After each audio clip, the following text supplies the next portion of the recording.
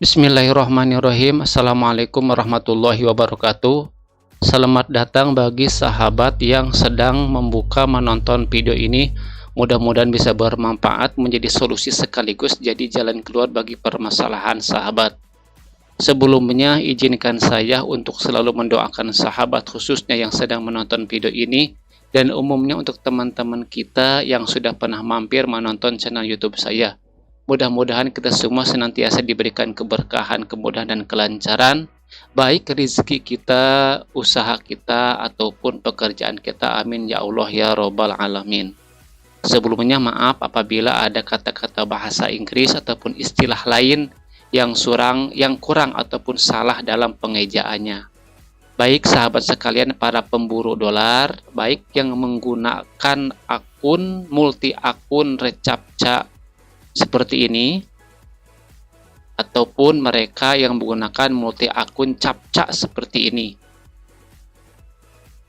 itu semuanya sama, adalah untuk mendapatkan dolar ataupun uang secepat mungkin, sebesar mungkin dalam waktu tertentu. Nah, pada video ini saya akan memberikan jawaban tentang pertanyaan mendasar ya, khususnya mungkin bagi mereka yang baru terjun ke dunia internet dengan tujuan untuk mencari cuan atau dolar ataupun uang. Dengan pertanyaan mereka itu, Bang, bagaimana cara memilih perusahaan captcha terbaik? Jadi perusahaan mana yang harus saya kerjakan? Apakah perusahaan 1, 2, 3 di website mana yang saya harus bekerja? Nah gitu. Saya rasa pertanyaan itu tujuannya sama ya, siapa juga. Anda bertanya itu tujuannya yang pertama adalah untuk mendapatkan uang sebesar mungkin, uangnya sebesar mungkin dalam waktu yang secepat mungkin. Jadi lebih cepat, kemudian lebih besar uangnya, itu pastinya tujuannya itu. Nah, oke. Saya ambil ke belakang dulu ya, tidak langsung menjawab ya. Jadi untuk menjawab pertanyaan itu kita perlu beberapa referensi ataupun dasar ataupun bahan ataupun bahkan bukti-bukti apakah benar perusahaan A itu lebih baik, apakah benar perusahaan B itu lebih baik, apakah benar perusahaan C itu lebih baik. Oke. Saya bergabung di dunia captcha itu sekitar 2014. Jadi saya itu sudah menggeluti, sudah bekerja di semua perusahaan captcha, baik itu Quality Bablo ataupun Captcha Taper ataupun Killing Group ataupun dua captcha saya sudah pernah gitu. Nah, bahkan Quality Bablo itu merupakan pilihan terakhir. Jadi saya itu sebelumnya bukan peminat Quality Bablo gitu. Padahal Quality Bablo itu harga waktu itu lebih baik, lebih besar daripada sekarang. Lebih gampang, lebih mudah, lebih besar harganya dibandingkan sekarang. Tapi dulu karena ketidaktahuan saya memilih yang lain gitu. Nah, oke. Saya berikan referensi seperti ini, bro. Nah, ini saya beri 2 kategori. Yang pertama kategori kolo, yang ketiga kategori perusahaan lain, dengan informasi 3 poin. Yang pertama dari segi harga, dari segi kecepatan, dan dari segi browser atau software. Nah gitu ya. Namun yang paling utama pasti adalah di segi harga. Mereka atau Anda khususnya pasti yang poin yang pertama Anda cari itu dari harga dulu. Jadi kita kalau mencari pekerjaan, pilih pekerjaan mana, pasti harganya berapa, harganya tinggi atau enggak, cukup atau enggak, nah pasti itu. Oke. Di Quality Bablo itu harganya itu tergantung daripada prioritas atau demand. Tapi demand itu tidak perlu ya, karena demand itu kan permintaan klien. Jadi permintaan klien itu tidak bisa diprediksi apakah waktu jam sekarang lagi tinggi atau enggak, apakah lagi banyak atau enggak permintaan dari kliennya. Jadi biasanya yang paling bisa diprediksi itu daripada prioritas yang paling bisa ditentukan. Jadi harga di kalau itu bukan itu tergantung daripada prioritas. Jadi Kalau prioritas tinggi kita itu tinggi, maka harganya juga akan tinggi. Prioritas rendah, maka harganya rendah. Namun, untuk semua pengguna baru atau akun baru ya, yang prioritasnya minim atau kecil, itu maka dia mau tidak mau harus menerima harga kolok yang paling dasar dulu, yang paling kecil dulu. Gitu. Anda yang belum mengenal prioritas, sudah saya jelaskan di video sebelumnya ya. Nah, jadi kalau tiba belum itu tergantung harga tinggi atau rendahnya, kecil atau besarnya harga per captcha atau per recaptcha per tugas aja ya, itu tergantung daripada nilai prioritas akun kita. Nah, kemudian bagaimana dengan perusahaan lain? Berbeda dengan perusahaan lain.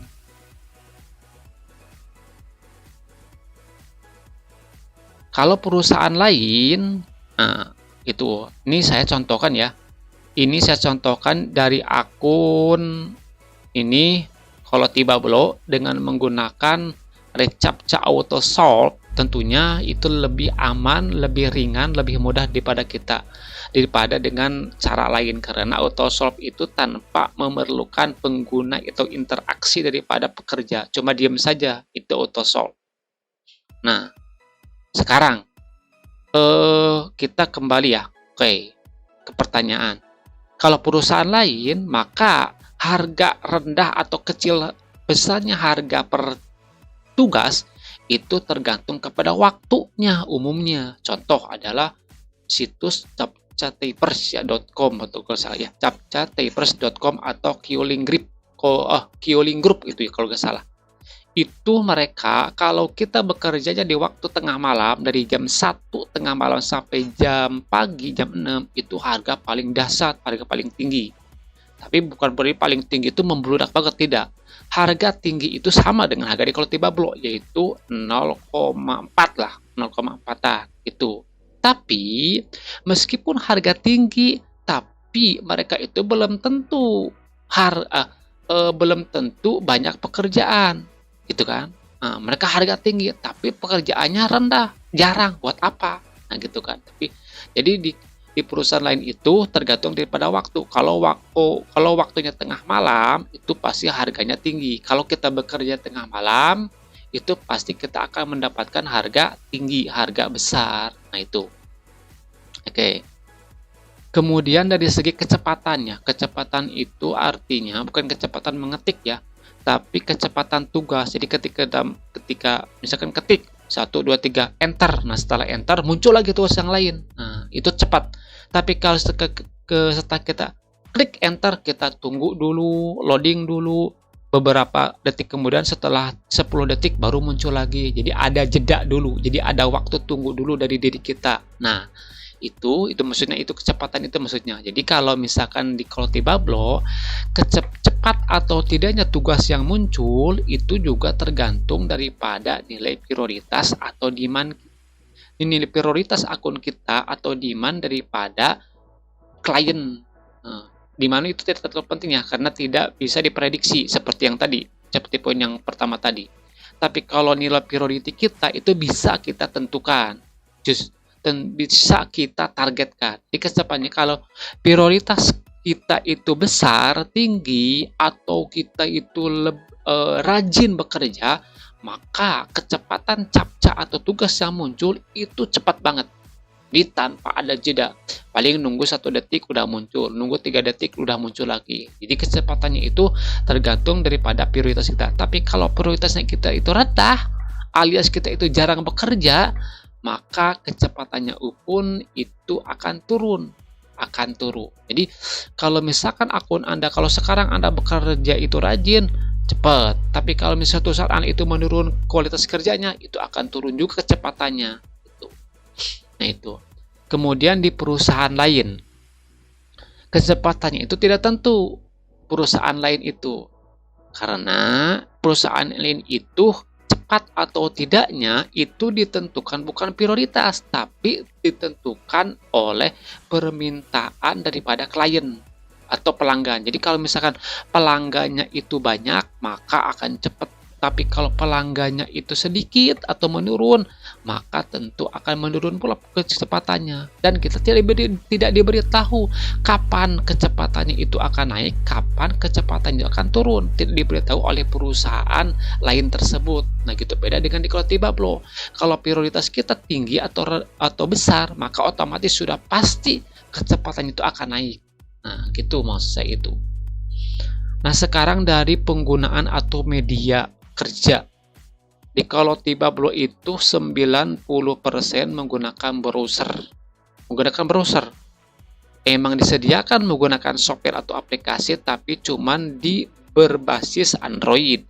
Dan itu juga ada atau banyak ya kekurangan. Jadi kurang fleksibel lah, kurang efektif, kurang efisien di segi waktu atau pengerjaannya. Jadi kalau di Kolotibablo itu umumnya 90% para pekerja menggunakan browser, atau baik itu browser Chrome, Mozilla ataupun yang lainnya. Tapi kalau di perusahaan lain itu sama ya, berbanding baik itu browser ataupun software. Jadi mereka itu mengembangkan, di perusahaan lain itu mengembangkan lebih, menurut saya itu lebih dominan, mereka itu mengembangkan pekerjaannya itu di berbasis software atau aplikasi. Nah gitu.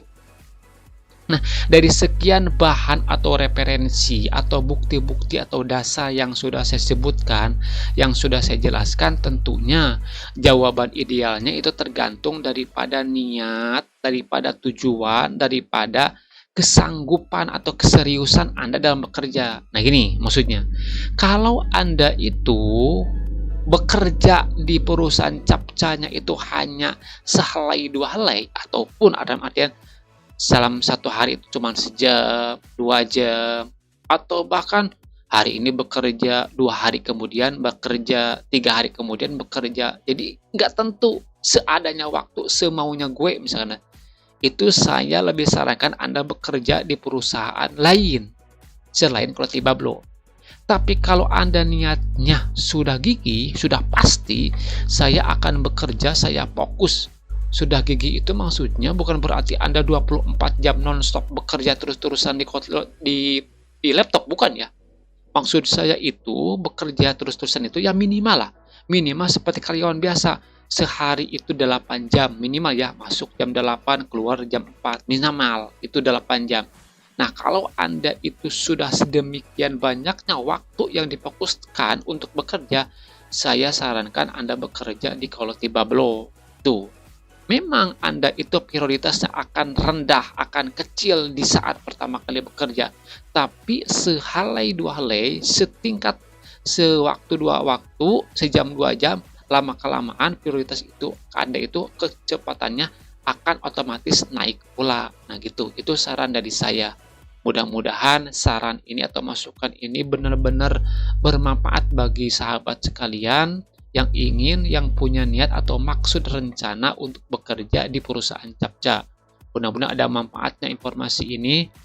Saya tutup, akhirul kalam. Assalamualaikum warahmatullahi wabarakatuh.